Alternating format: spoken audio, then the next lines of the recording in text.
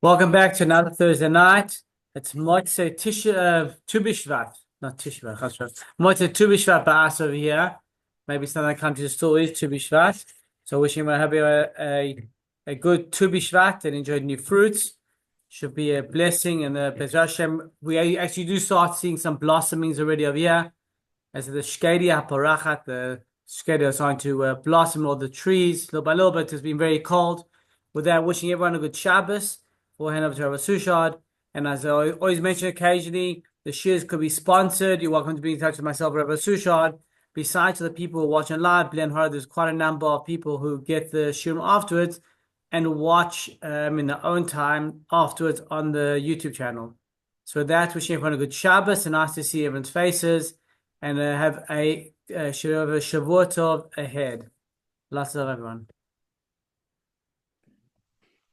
Thanks, Naftali.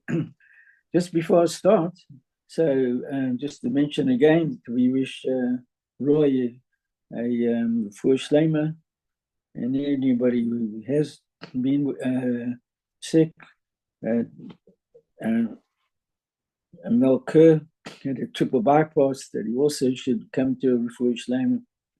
I also just wanted to mention that what I would like to do is that we try and prepare a lot for these this year, this once a week shiur, and I would like to. It's hard for me to write it all out, and to somehow it's just become a little bit difficult. Then to read it and to say if anybody knows anybody who. There's a work with the people too, that they listen to a shiur, and they can always listen to the that which is not even the 9 o'clock, the 8 o'clock when we say it, and also if everybody wants to do it afterwards, but it's somebody who they can hear and type it out, and then we could look at it. That I'd like to put a lot of them together, because there are a lot of few interesting ideas that we try to think of something that people haven't heard, and certainly if we come up with something, it's very new. And tonight I have a question which I've never heard anybody else ask the question, and I was told it over to my son Sholem. And he said that there is a sefer that he's trying to look for it that asks the question, which is very interesting. And then I tried in the kollel where I am with this Rabbi Cook that I always mention. He's from the Cook family, one of the the first chief rabbi of Israel, and also it grabbed him. So we just called it the 10 Commandments, because it's about the 10 Commandments. And of course, maybe the most important aspect of being in the desert for those 40 years was the receiving of the Asoret HaDibrot, for the 10 Commandments, because that was really, part of the Torah. Some fortune say that in the 10 Commandments you can find all the Torah, but that certainly the 10 Commandments are very, very significant, and that's what we received it. Then we became a nation. After Bnei Yisrael said Na'aseh v'nishma, we will do and we will listen. And the word v'nishma over here doesn't mean just to listen. It means Na'aseh, we will do it, v'nishma, and to understand it. Shema Yisrael, Hashem Elokeinu, Hashem Echad. Understand, Israel, that the Lord is our God, the Lord is one. So how was the Torah given? So Hashem told Moshe to prepare the people. They had to wash their clothes. Probably they went into a mikveh also, that they weren't allowed to be with their wives 3 days before the Torah was given, and they were told that they weren't allowed to go up on top of Mount Sinai, Har Sinai, that they shouldn't try look at Hashem, and it was a punishment if they did that, and there was whole preparation before the giving of the Torah. Moshe told them before that in these 3 days after that they're going to receive the Torah. Then the Torah was given amongst a foray, a whole blast of, as if to say, of kolus ubrokim, of voices and thunder, ubrokim, and lightning, the kol shofar, and the sound of a shofar, and the people trembled. And then it says that they moved back, and sort of Moshe had to bring them forward, and they only heard 2 of the 10 commandments, and they couldn't. It was too great a scene, too hard for them to all to hear this the Torah. So it was something which is absolutely mind-shattering. And the people have said that Moshe Rabbeinu should get the Torah from the Rabbanu Shalom and then tell the people. And that's the way it was. So the Torah was given under a veil of seriousness, of warning them, of telling that this is a great event in the history of the Bnei Israel. It was the beginning of the Bnei Israel, but it was given in a most serious and formal and like to say earth-shattering way. That's the way they received the Torah. So when I was Marba the Sidra this week, said turned to me, but the Torah is so important, right? That's what makes Bnei Israel, right? That's the whole problem of Israel nowadays, living in Eretz Israel. That Hashem wants Bnei Israel to keep the Torah mitzvahs. It's not to live in Eretz Israel is one of the mitzvahs. It was given to Avram Avinu and to the Avos, Yitzchak, Yaakov, that they were all Shavuot and oaths between them, Hashem and them, and it was that they would become the Jewish nation, and starting from Avram Avinu, and will have all the mitzvahs, right? So that was the beginning of a nation. But it was, the question is, was it a solemn moment or was it a happy moment?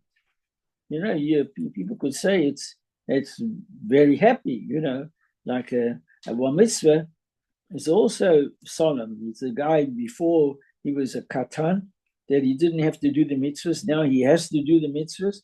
So it's serious, but we make a simcha out of it. We sing Simon Tov, a Mazel Tov. You make a meal, a kiddush in the shul after he's called up to the Torah, and people make functions afterwards. So why wasn't the Torah the same way? The Torah perhaps should have been given in a real happy occasion, that everybody around came to the mountain, and maybe there should be good food, and should be bands, and should be music, and Moshe would come down with the Torah, and the people would sing and dance around him, and it would be maybe make a real beautiful, happy occasion. So why didn't Hashem make that? That's the way the Torah should be accepted. When you think of it, it's quite an interesting thought, right? Then instead of being more foreboding and serious and this great preparation, it should have been. Could be with a preparation. Everybody had to look good. Everybody had to wear their suits. Change their clothing. We'll put on Shabbos clothing. But at the same time, it should have been a strictly enjoyable occasion? So that was the question. And like I say, that I've spoken it up until now, nobody had heard the question. And my son said there is one of the Sforim is looking to see if you can find it, to see what that Talmid Chacham says about what he must have asked himself. So we want to answer with a very, very important lesson from the way the Torah was given. And that far outweighs to have a celebration like a chasana, or it's some sort of, even if it's a religious enjoyable evening, right, with plenty of music and all the songs, and get all the big people, the chazonim, different people could sing this. You could have made it also in a fantastic way. But could be the answer is that Torah is very, very important. Torah is so important that you cannot allow that people would look at it, the giving of the Torah, that was just as if a happy-go-lucky event. The Hashem gave the Torah, and people, oh, this is so special. We have Shabbos, we have Tefillin, we have all the different Yom Tovim, all the things that we have to do, and it's all for our good. But it's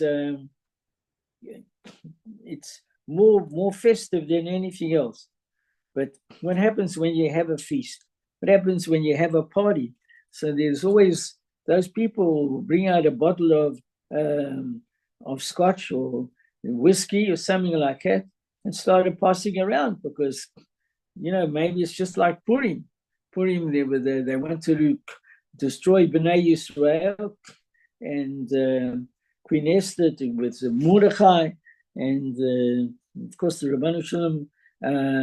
It's called a Nes Purim, but it was Hashem behind the scenes, right, or in front of the scenes. People really understood. So there we have Matzonos Levyonim. People give presents to the poor. People send presents to their friends, and there's a lot of eating and taka drinking and everything like that. So that's after the Torah was given, right?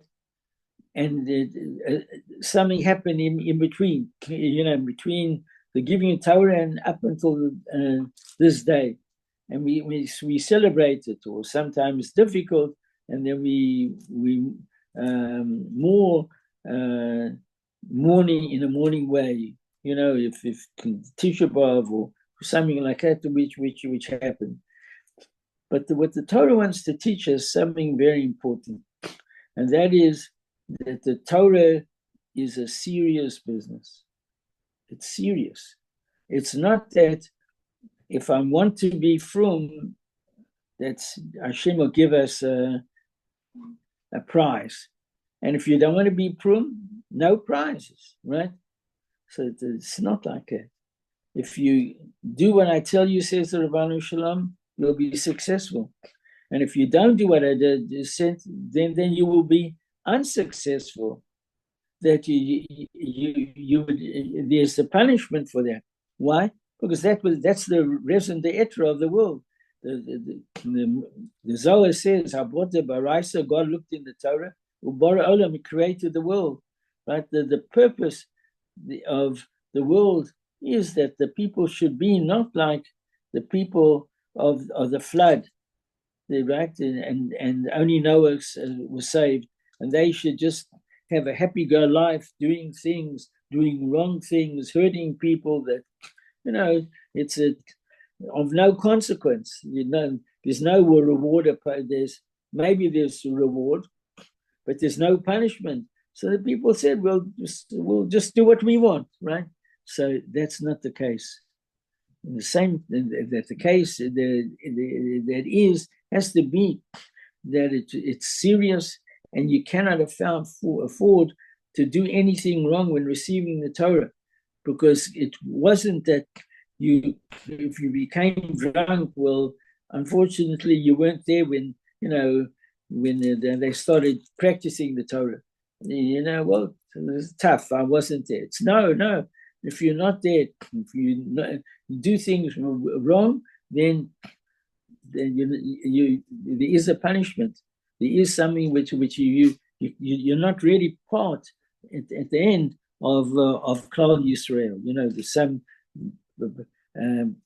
punishments of Kores to be cut off.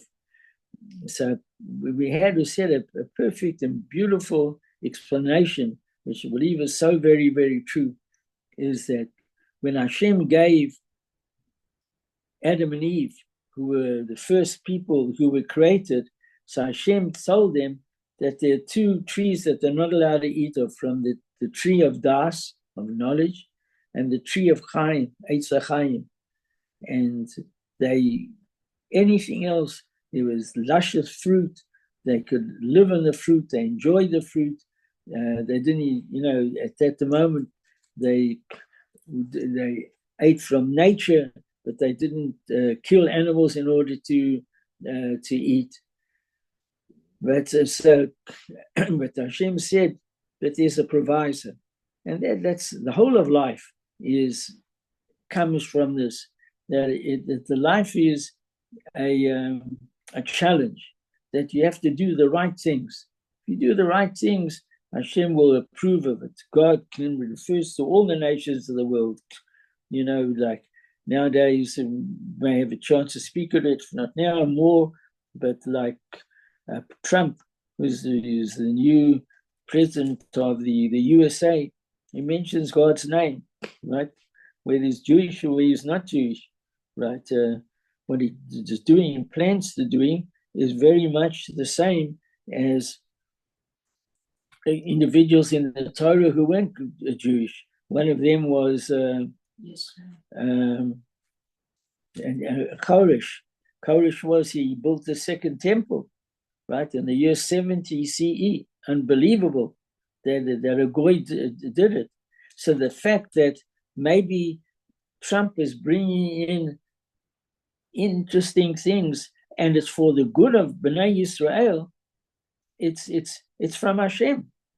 And maybe like Rabbi Gleiserson in the codes, he says that there's elements of perhaps of Koresh in Trump. He has streaks. You have streaks of that kedusha, of that holiness.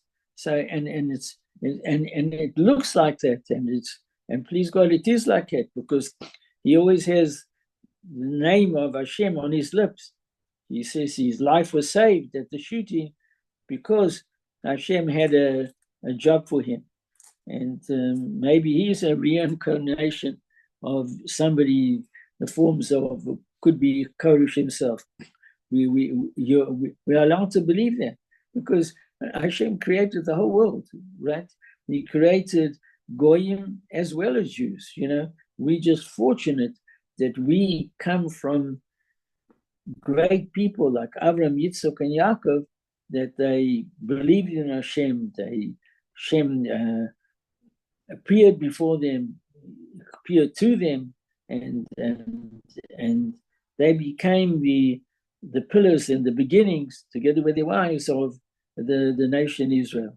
So now by Adam and Chava, therefore they were told, you have everything. You have a Garden of Eden. You have a life better than living on the French Riviera, right? You can't compare it, right?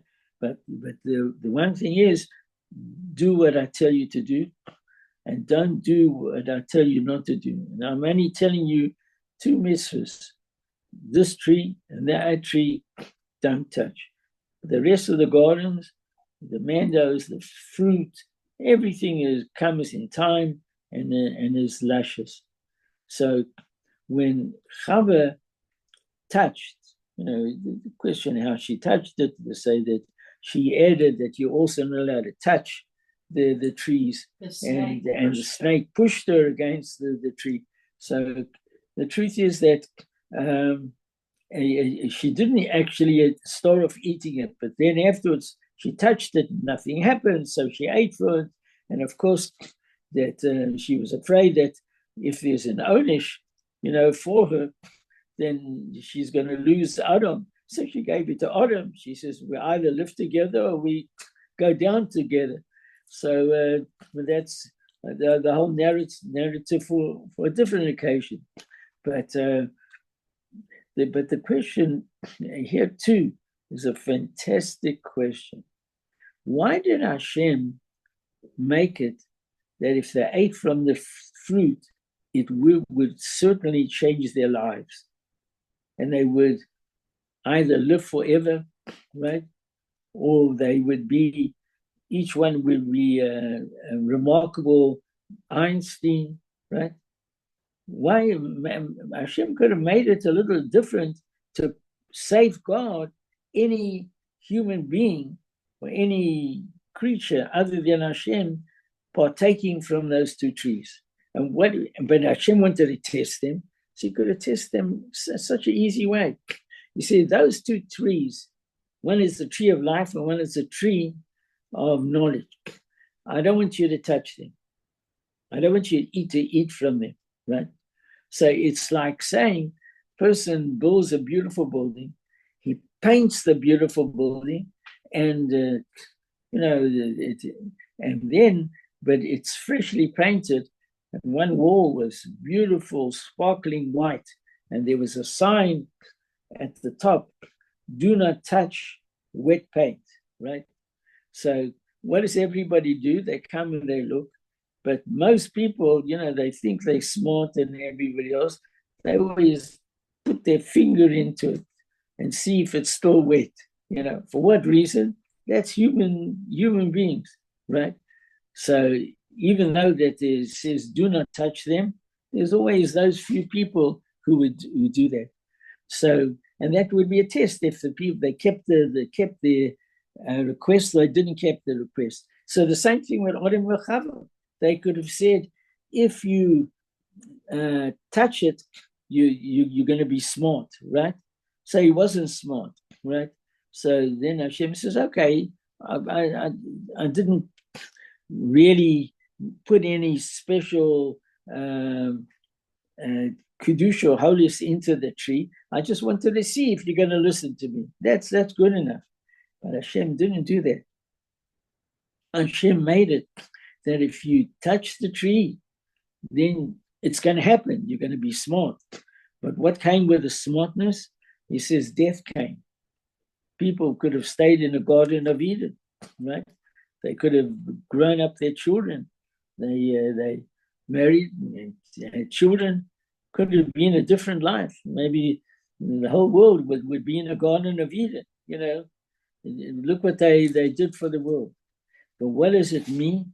Hashem shows that what he puts in to the earth and all those things which you're not allowed to do, not allowed to eat, not allowed to touch, right? That they all have explosive in there. And if you do wrong, then there's explosive which explodes a person. And if you eat from it, so you become smart.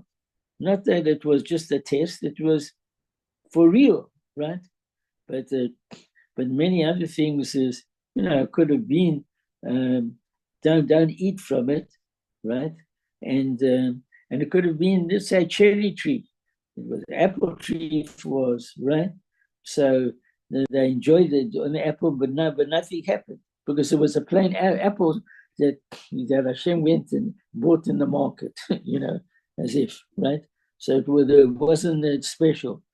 It's just to see if they would do the action and not listen to Hashem. But Hashem showed that it's real life. It's live ammunition. That the mitzvahs are that if you do a mitzvah, there's a tremendous reward, and if you do an avera, there's a tremendous punishment. But the punishment sometimes could be part of the eating. Hashem's don't eat this, right? The laws of treif. So, sometimes we don't say, maybe in our spiritual, it changes the spiritual being of everyone, right? And if you eat treif, so something happens to the blood or something happens to the person's inside, right? But it's not that if you eat treif that, yeah, you enjoyed it, but nothing happened. It just fizzled out. No. When Hashem gives a mitzvah, it's so important that you got to keep it and keep them forever, and it'll be good for you. And if not, not. So I just want to give one example of the idea of doing a mitzvah, which is, don't think many of you have heard it. We actually heard it on the internet, my wife, myself, but it's such an interesting, true story. The story is that it must have been about 10 years ago. Okay. Not too much more than that, but it was but maybe 15, 20 years ago, with it in Ethiopia. So there's a tribe, a group of people that they claim to be Jewish, right? They made headlines when people came and people really got to know their customs and things like that. And some say that they came from the Queen of Sheba. Queen of Sheba, she must have lived in that area. And in the Tanakh, and she married Shlomo Melech. Shlomo Melech married her. And she was Megaya.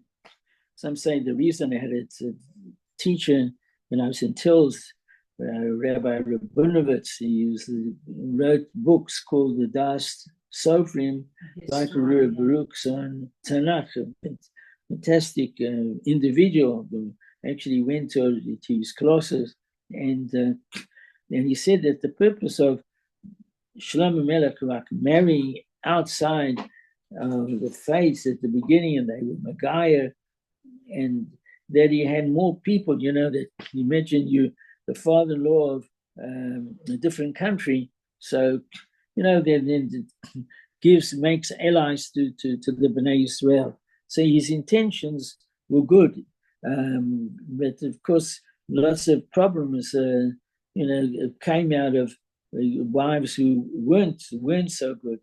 In the Torah, there's everybody was allowed to have really more than one wife, and the king himself was allowed to have 18 and no more than that. This whole story with David HaMelech, but he was very older, he was very cold, and they got somebody to be with him, not that he lived as man and wife, because he already had 18 wives, but it was, well, in other words, to help him live, to help him to get through. But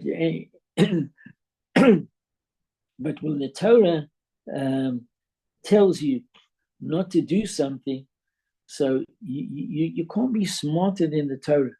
And if you think that you're smarter than the Torah, out comes problems. Problems come from it. Samson, somehow Shimshon, the strongest man, that with Delilah, that match, Hashem was not happy with that match, and she sold him down the drain. That his strength was in his hair, right? You think you cannot, there's so many other ladies, so there's so many other things.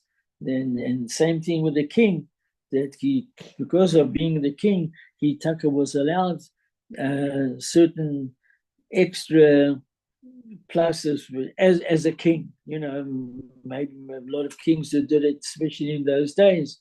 So, but if you transgress, then a person, unfortunately, gets is punished from it. So, so we're saying the story. So that's what we're saying, that the strength and the power of good coming from doing a mitzvah, and punishment which comes from a mitzvah. So there was these people that came from Ethiopia, so there were 17,000 people that came. And Israel was prepared to take them in, and they took them in.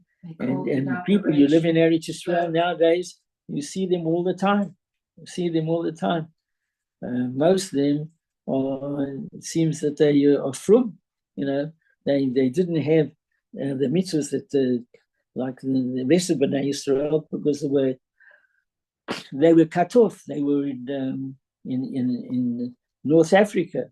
They were cut off from the rest of the world, but eventually they claimed to be Jewish. They had certain mitzvahs, certain things which they did, like the laws of Nida, that where a man is woman during a certain amount of time, she is forbidden to the husband, and we know that there's a mikveh, and it was made out of pure rainwater, but they knew that they had to go into a river. So there are certain things that they had a lot of mitzvahs which touched on some of the mitzvahs of today. So those are the Ethiopians. There are many all over the world, but especially in Eretz Israel, there are people like that. They descendant. There was a whole machlokus argument. Do they have to megair again? Do they not have to megair again? The Svarish chief rabbi said that they do not have to megair again. That they are Jews, and they did come from the yichus of King Solomon and the Queen of Sheba, who was Ethiopian. It happened in England that at this time, when there was a war in this vicinity of where these Ethiopians were living, that it was dangerous for them to be there, and they wanted to leave to come to Eretz Israel. And in Ethiopia, and what happened was that Israel were ready to send planes to bring them, in which it did happen. That all the Ethiopian Jews were brought to Eretz Israel. A lot of them had to walk miles and miles from where they lived into a place where there was the planes, the El Al planes were to come and to take them to Eretz Israel. But they had to have permission to leave Ethiopia. You just don't walk out of a state past the borders without passports, etc. And they asked to be able to leave. And so the heads of Israel sent the messenger that these are the people that they claim to be Jewish. We believe that they are Jewish, and we would like to be able to send in planes to take them out. So the king of one of the kings over there who was involved in these wars, and the one who he had jurisdiction over the Ethiopians, he said that he wanted a lot of money, until they bog him down to less of a lot of money, but a lot of money to be able to take them out. Right? For money, usually people relent. Right? But there was one problem, that the king of Ethiopia, who was his permission to either to let them go or not to let them go, he wasn't recognized as a king at the head of his state. President could be that they made a state without any formality, without the rest of the world accepting it. And he says that if the Jewish request would come with a wording in which the first words were to his The President of the United States. His Majesty the King, or to his honor the President of Ethiopia. In other words, giving them a status like a state, you know. Before, America wasn't ready to just to do that. But if this person would be mentioned as a president of Ethiopia, it would bolster his strength, and give him a covered. He would be able to build a dynasty. He would be able to give jobs to his children first, etc. So many things for his benefit would come out. And there was an argument in the government of the USA what to do. What should they do? If they, you know, it was the lives of 17,000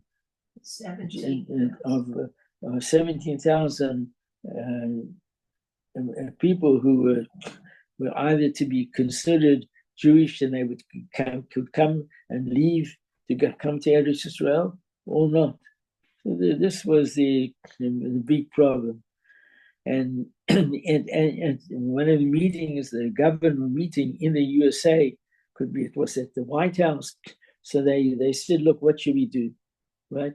First of all, that the 17,000 Ethiopians, you know, it's a nice thing to do, to be able to save people's lives, right?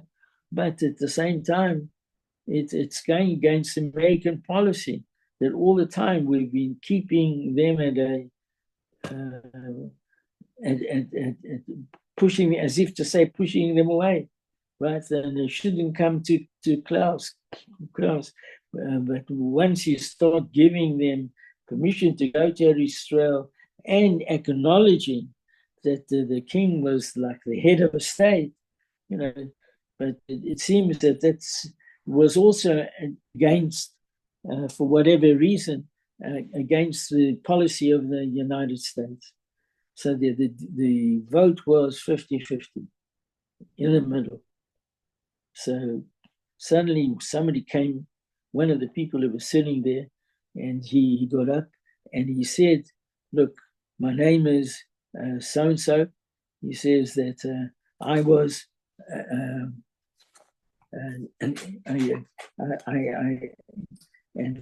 I have the casting vote, right? It was 50-50, and if you want, and I'm going to, if I decide, it's up to me to decide. And his name was, and the president of the USA at that time was George Bush, and this person's name was, I think, Charles Powell. And anyway, so Colin Powell. It was Colin Powell. So he said, I'm going to tell you a story, and then I'm going to cast my vote. He says, here in New York, he says there was a terrible fire, and a building was on fire, and they said there was still 3 African children in a room, but you couldn't get there. You know, even the firemen couldn't get there. I mean, you know, the firemen did a good job, but they didn't have to really risk their lives, right? They could go up there, the building could fall apart. Could be they couldn't get through the door until a person of a dark color, he took off his main top clothes, he took a blanket and he soaked it in water. He wrapped it around himself, and he managed to get to the floor where the kids were, and with the axe he broke the door, and he took the 3 kids and he brought them out. The parents were so happy. They said, what can we do for you? Who we are? So the person says, look, I'm an Ethiopian, but I'm an Ethiopian Jew. And to save a person's life is a mitzvah. It's a mitzvah. right? He says, I felt I could do it. So I did the mitzvah. The parents said, what can we'll pay you anything. We don't know how to show our appreciation. He says, we do mitzvahs for nothing. But if a mitzvah is a mitzvah, and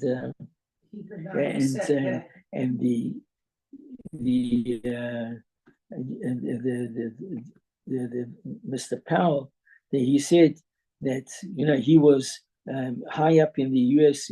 Government, and he was in this panel which they had to vote, and he says, I cast the vote that you let the people come. I am of Ethiopian. No, he's not.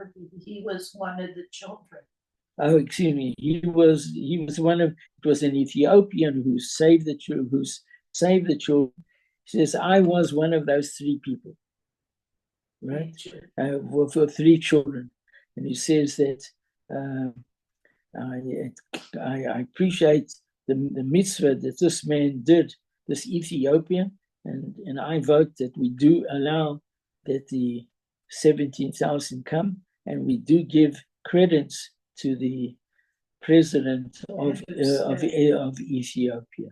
So I'm just bringing out, there's so many stories about doing mitzvahs, and I'm sure everybody can say a story. He says, but you've never heard this one, right? Which is such an interesting story where the person, an Ethiopian, did such a mitzvah, and he didn't want payment for it, but he saved a person who one day was to become a member of the USA government, and he voted in favor of allowing the 17,000 Jews to come to America. And of course, to Israel, many are in America, but in Israel, and there you see them all, that they join the army, they take up the citizenships with dignity and able to. Okay, it's just. I'm just going to mention another short little anecdote but true story. Just people should know that in the end of the war, about the 1945 Second World War, so Dwight Eisenhower, who later he was a general of the army, and then he became one of the presidents of America. He told, he made the army under him to march as quick as possible through Germany to the places of where they heard the killing and concentration camps like Auschwitz, etc. And he said he wanted everything to be photo. They had to have photographs of the way the people looked, where they were burnt, and anything to do with the concentration camps. Because he said what would happen in years to come, that some, he said in English, but in Hebrew, he said, a mamzer would come, a boss would come up and would say, it never happened, that there's no such thing as a Holocaust.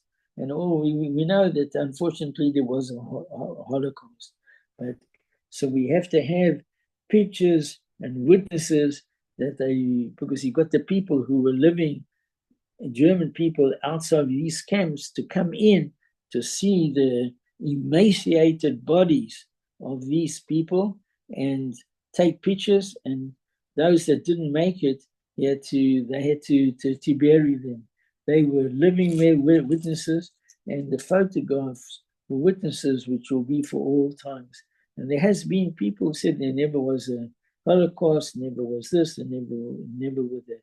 But anyway, so we'll be saying that in a nutshell, that Torah is for real. Torah is important to do the mitzvah. We should see those who do the mitzvahs, they are remembered for life, for eternity, what they did. But you see the power of a mitzvah, that the Ethiopian, he took upon himself a chance, but he was doing a mitzvah, and one mitzvah saved 17,000 people. And that's, like we're saying, the strength of the mitzvah. And doing Avera, unfortunately, has the contrast to that. And that's a lesson. That's why the Torah was given, of course, in happiness. And of course, there's no question that they spoke about it and whatever it was. But the actual giving of the Torah had to be with the utmost sincerity, and people to take it for real, that this wasn't play, and wasn't that it, yes, if it works, it's good, and if it doesn't work, so you're in between. That know that the importance is that you have to do the mitzvahs and not to do the Averos. And the Rabbi Shalom will always have the tremendous amount of schar and promises of world to come, like we find, which is in the Pirkei Avot. Thank you. I hope good sharing.